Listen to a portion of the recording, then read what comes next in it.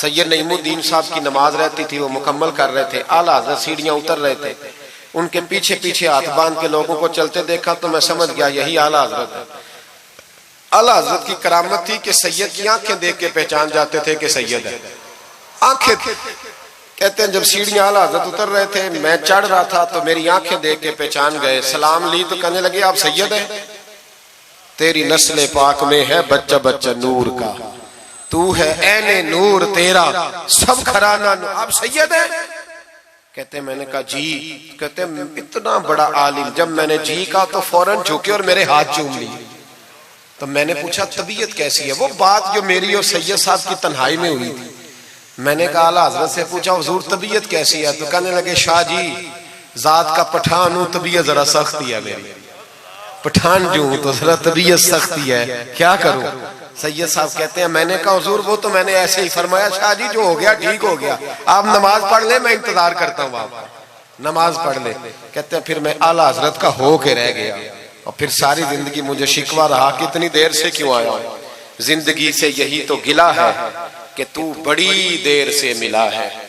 خوف پتہ کتنا تھا دل میں، عاجزی کتنی تھی۔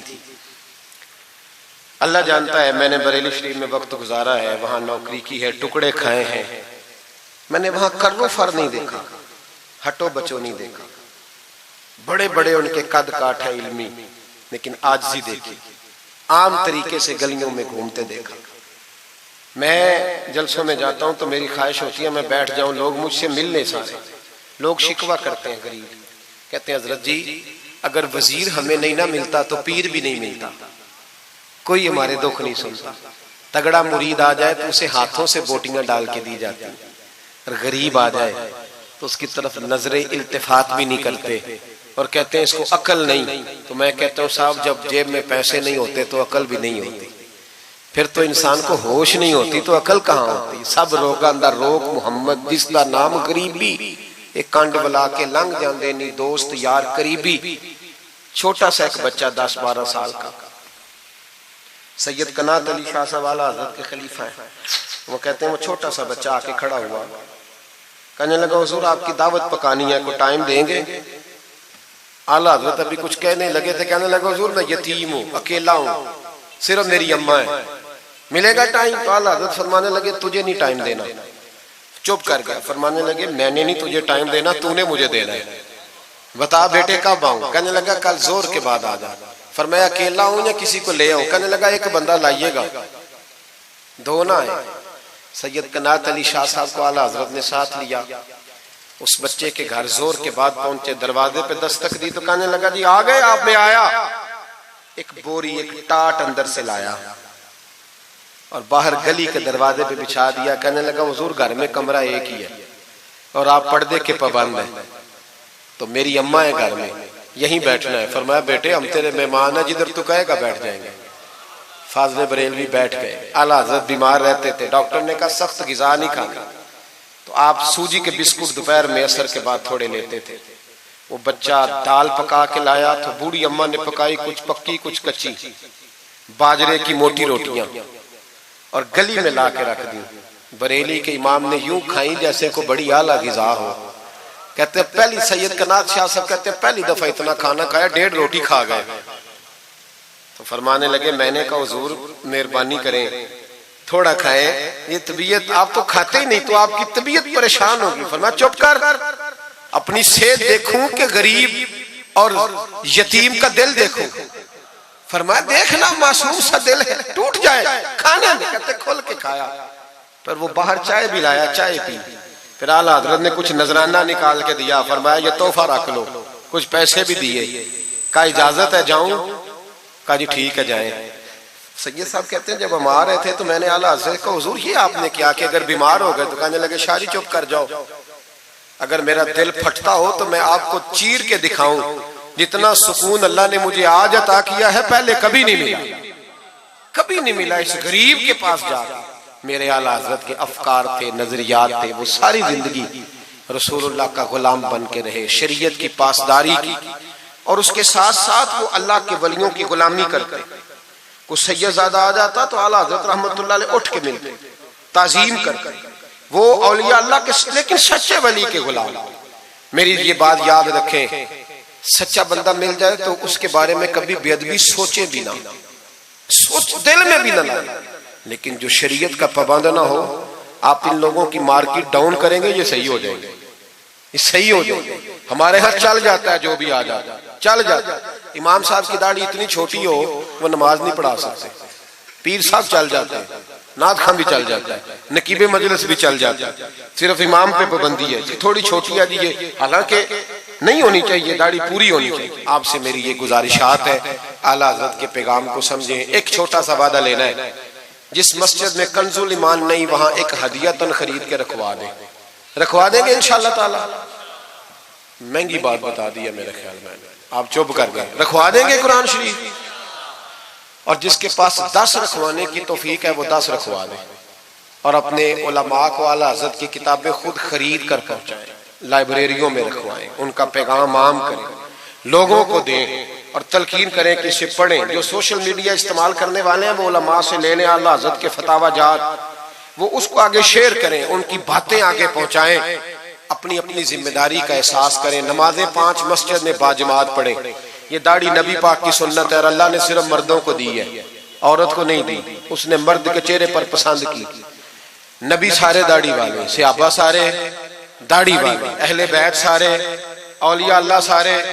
جو لوگ کہتے ہیں نا نیک ہو کے رکھنی ہے، ان کے لیے مشورہ یہ ہے کہ داڑھی رکھ لو، نیک ہو جاؤ گے انشاءاللہ تعالی۔ داڑھی نیک بنا لے، اور جس نے رکھی ہے نا وہ بھی اپنی مرضی کی نہ رکھے، نبی پاک کی مرضی کی رکھے۔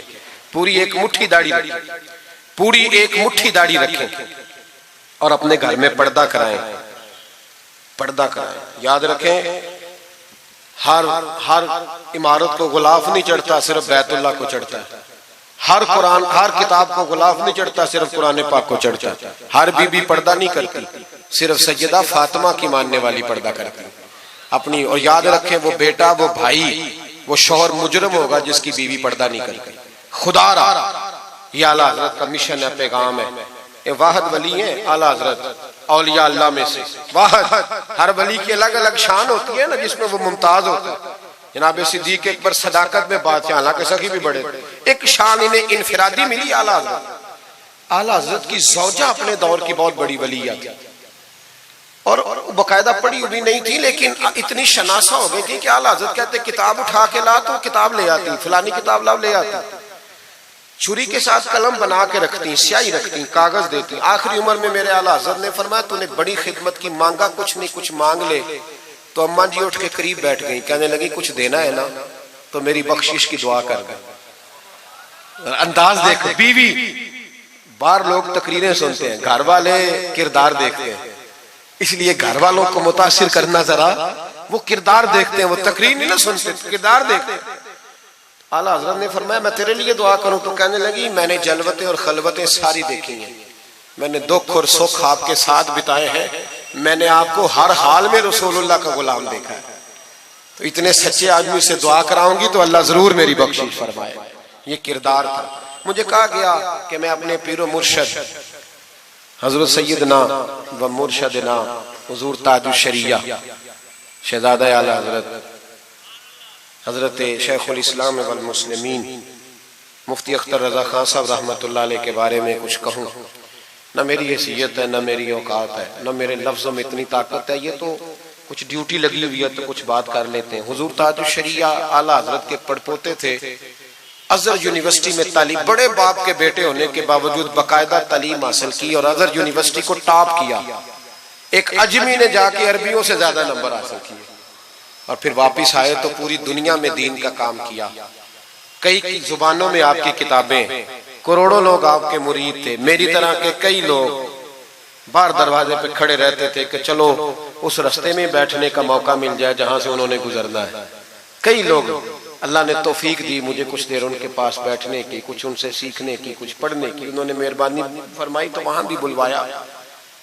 یہ بھی ان کا وصال ہوا ہے۔ کروڑوں لوگوں نے نماز جنازہ پڑھی ہے، کروڑوں لوگوں، کروڑوں۔ اور انڈیا کی میڈیا یہ کہتا ہے کہ ہمیں سمجھ نہیں آئی کہ کروڑوں لوگ آئے ہیں پر پتہ بھی کوئی نہیں ٹوٹا، پتہ بھی کوئی نہیں ٹوٹا۔ 50,000 آدمی اکٹھا آ جائے نا آپ کے ڈی جی خان میں تو پکوڑے بھی ختم ہو جائیں گے، لیکن وہاں کروڑوں لوگ آئے، پتہ نہیں روٹی کس نے دی، کھانا کس نے کھلایا؟ بڑے باپ کے بیٹے تھے لیکن خود بھی بہت بڑے تھے، ساری زندگی رسول اللہ کا دین پھیلایا۔ دعا کرنا اللہ تعالیٰ ہمیں ان کے طریقوں پر چلنے کی توفیق عطا فرمائے۔ میں دعا کرتا ہوں جو کچھ میں نے عرض کیا اللہ اسے قبول فرما لے، جہاں ہم بھول گئے اللہ ہم سے درگزر فرمائے۔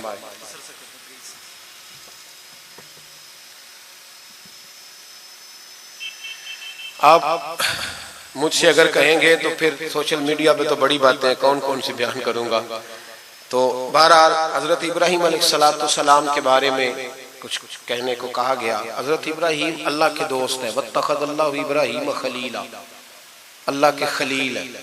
یاروں کے یاروں پر بڑے مان ہوتے ہیں، بڑا پیار ہوتا ہے۔ فرشتوں نے ایک دفعہ شکوہ کیا تھا کہ یا اللہ تو نے یار بنایا ہے، ان کے پاس بڑی بیل، بڑی گائے، بڑے تو نے اونٹ دیے ہیں، بڑی بکریاں دی ہیں، تو یار تو انہوں نے بننا ہی تھا۔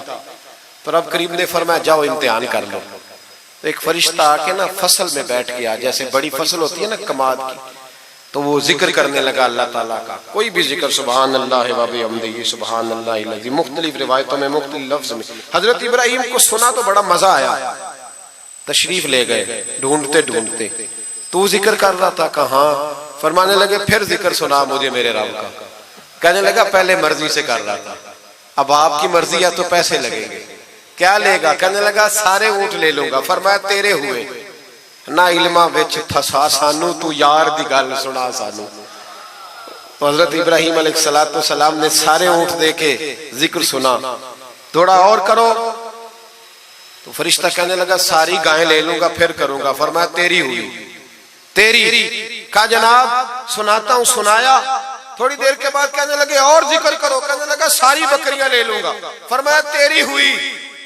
یہ ذکر کا بھی ایک نشہ ہے، یار کی بات کا بھی ایک نشہ ہے، یہ نعت کی بھی ایک لذت ہے۔ یہ جب لگ جاتی ہے تو پھر روز دل کرتا ہے، روز۔ فرمایا سارا کچھ تیرا ہوا۔ جب سب دے بیٹھے تو کہنے لگے تھوڑا اور سنا۔ کہنے لگا آپ کیا دو گے؟ تو آپ فرمانے لگے جانور سنبھالنے کے لیے تجھے کسی کی مدد کی بھی تو ضرورت ہے نا، تو مجھے رکھ لے، میں تیری مدد کرتا رہوں گا تو مجھے رب کا ذکر سناتے رہے گا۔